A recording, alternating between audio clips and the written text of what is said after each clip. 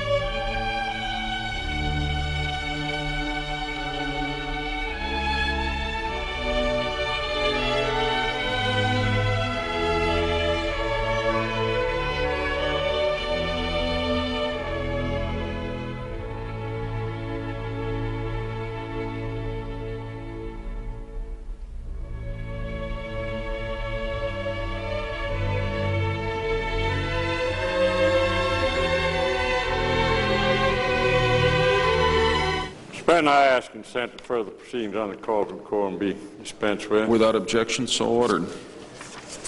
Mr. President, I hope to address my remarks to the Cochrane Amendment entitled to promote the achievement of national education goals, to establish a National Council on Educational Goals and an academic report card, and on and on.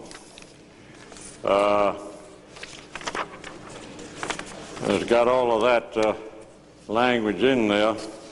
Let's see who's eligible here for. Where's that language? Is it eligible? It's from the back. I'll find out where it is. I think, Mr. President, by pointing out the exact language here, you can find the term eligible recipient. You find out in the very beginning what they can receive to an eligible recipient. Where's that language? The Secretary shall give the money to an eligible recipient. As I understand it on page 4, Mr. President, the Secretary is authorized to award grants to eligible recipients on behalf of communities to enable such eligible recipients to develop innovative elementary and secondary schools, hereinafter entitled the New American Schools, in the communities served by such recipients. And then the term eligible recipient means the agency, organization, or institution that receives a grant under this title on behalf of a community. So eligible recipient is the person that gets the money, and that's who's eligible. And the Secretary decides. And the term community means any identifiable group of individuals